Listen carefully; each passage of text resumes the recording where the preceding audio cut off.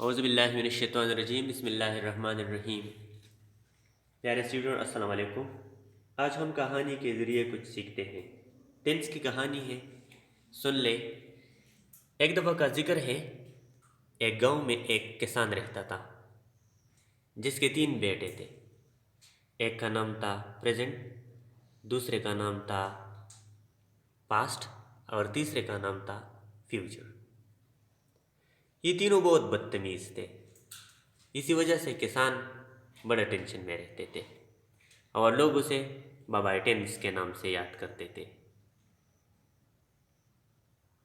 एक दिन बाबा टेंस ने तीनों को बुला दिया और कहा कि मैं आप तीनों को आखिरी वसीयत देना चाहता हूँ, और वसीयत यह है कि आप तीनों शादी कर लें और जिसका बच्चा पहले पैदा हुआ वो जो नाम रख ले तो बाकी भी वही नाम रख लेंगे और एक ही स्कूल में दाखिल करवाओगे। बाबा टेंस के मरने के बाद और शादी के बाद प्रेजेंट का बच्चा पैदा हुआ जिसने उसका नाम इंडिपेंडेंट रखा और बाकी ने भी वही इंडिपेंडेंट रखा। तो वालिद और बच्चे का मुश्तरका नाम क्या बन गया? प्रेजेंट इंडिपेंडेंट, पास्ट इंडिपेंडेंट और फ्यूचर इंडिपेंडेंट। प्रेजेंट तो बाप था, पास्ट भी बाप था और फ्यूचर भी बाप था। इंडिपेंडेंट के साथ बच्चे का नाम present independent, past independent and future independent बन गया। प्रेजेंट का तकिया कलाम था ता, ते, ता, है, ती, हूँ वगैरह। ये जब बातें करता तो हर लफ्ज़ के साथ ता, ती, ते, हैं वगैरह इस तरह अल्फाज। और पास्ट का तकिया कलाम था या, ये हर बात में आखिर में, जिस तरह हम पश्तो में कना और जो वगैरह नसी या ये। और फ्यूचर का तकिया कलाम था गा, गेगी। बात के आखिर में ये गा गा गा गा इस तरह करते थे। बच्चों ने भी वही अपना लिया। फिर 2 साल बाद प्रेजेंट का एक और बच्चा पैदा हुआ जिसने उसका नाम रखा कंटिन्यूस, और बाकी दोनों ने भी वसीयत के मुताबिक कंटिन्यूस नाम रख लिए। तो क्या बाप का नाम लगाने से प्रेजेंट कंटिन्यूस, पास्ट कंटिन्यूस और फ्यूचर कंटिन्यूस बन गई। इन बच्चों को स्कूल में दाखिल करवाने के बाद प्रेजेंट कंटिन्यूस क्या रहा है, रही ही, और दूसरा जो है वो रहा था, रही थी वगैरह, और फ्यूचर ने रहा होगा, रही होगी। उसके बच्चे ने ये सीख लिए। फिर 3 साल गुजरने के बाद एक और बच्चा पैदा हुआ जो सबसे खूबसूरत था। तो उसके मुंह से निकल गया वर्ड ऑफ परफेक्ट सन, इसलिए उसका नाम रखा गया परफेक्ट।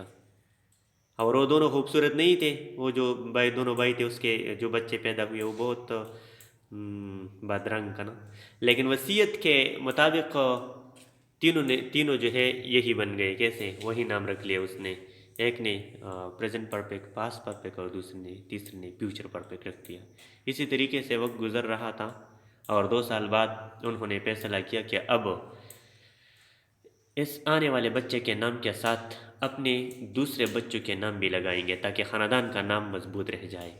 और इसी तरह आखिरी बच्चा पैदा हुआ तो उसका नाम बच्चों के नाम से लिया गया, चुना गया, यानी present perfect continuous, past perfect continuous और फ्यूचर परफेक्ट कंटिन्यूस। और इसी तरह ख़ानदान मुकम्मल हो गया और आप लोगों की टेंस भी मुकम्मल हो गई। ठीक, अभी आते हैं स्ट्रक्चर की तरफ। Tenses table. टेंसेस में सिंपल प्रेजेंट है जिसे प्रेजेंट इंडेफिनिट बोलते हैं। I play basketball every week, every week. Regular action, habitual action है इसमें, इसलिए जिस सेंटेंस में आपको हैबिचुअल एक्शन जो आदतन जुमला इस्तेमाल होता है वो आ जाए तो इसका मतलब ये है कि ये प्रेजेंट इंडेफिनिट या प्रेजेंट सिंपल टेंस बोलते हैं, होगा ये। I play basketball every week. Present continuous tense में I am playing basketball now, now अभी कंटिन्यूअस है, I am playing basketball now. Simple past में I played basketball yesterday, yesterday की बात हो रही है, परुन। I played basketball yesterday. Past continuous या प्रोग्रेसिव भी बोलते हैं। I was playing basketball the whole evening. Present perfect में I have just played basketball. Present perfect continuous में I have been playing basketball for 2 hours, 3 hours. सेंस और पार का इस्तेमाल हम कहाँ करेंगे? याद रख लेना कि जिस टाइम का हम कैलकुलेशन कर सकते हैं तो उसके लिए हम फार लगाएंगे। जिस टाइम का हम कैलकुलेशन कर सकते हैं, हिसाब किताब कर सकते हैं, उसे जमा कर सकते हैं, ज़रब कर सकते हैं, मीन मल्टीप्लाई कर सकते हैं, तो उसके लिए हम फार लगाएंगे। और जिस जो अनकैलकुलेट टाइम है उसके लिए हम सिंस लगाएंगे। I have been playing basketball for 3 hours। Past perfect, I had played basketball before Ali came. Past perfect continuous, I had been playing basketball when Ali came. Future will means simple future. I will play basketball next week. Future going to क्या है? ये intention, इरादे के लिए इस्तेमाल होता है। इसमें एक इंसान जा नहीं रहा है, इसमें एक नाउन जो है वो काम नहीं कर रहा है, लेकिन उसका इरादा ऐसा होता है, इसलिए इसे फ्यूचर गोइंग टू कहते हैं। I am going to play basketball this afternoon, सुबह का वक्त है और ये आफ्टरनून के बारे में बात कर रहा है कि उसके बाद जो है नून के बाद आफ्टरनून होता है, तो नून के बाद में बास्केटबॉल खेलने के लिए जा रहा हूँ।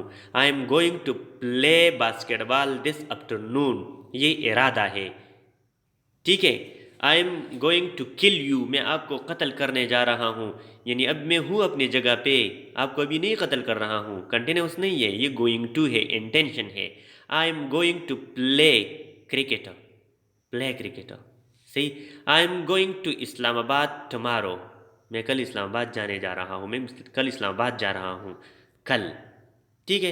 तो गोइंग टू जहाँ आ जाए तो इसका मतलब होता है इंटेंशन, इरादा। I am going to make a call, I am going to make a call him, मैं उसको कॉल मिलाने जा रहा हूँ। ओके। फ्यूचर प्रोग्रेसिव में या future continuous, I will be playing basketball next Sunday. Future perfect में, I will have played basketball by tomorrow, by tomorrow. समझते हो बाय? बाय का मतलब क्या होता है? I will wait you by evening, मैं शाम तक आपका इंतज़ार करूँगा। I will waiting, I will wait, sorry, I will wait by evening, मैं शाम तक आपका इंतज़ार करूँगा। बाई जब आ जाए तो इसका मतलब बाज़ जगह पे क्या होता है, टाइम के बारे में कि मैं इस वक्त तक आपका इंतज़ार करता रहूँगा या कर रहा हूँगा। ठीक है। तो please wait for me bye bye tomorrow, कल तक मेरा इंतज़ार करो। Okay, okay, take care, bye.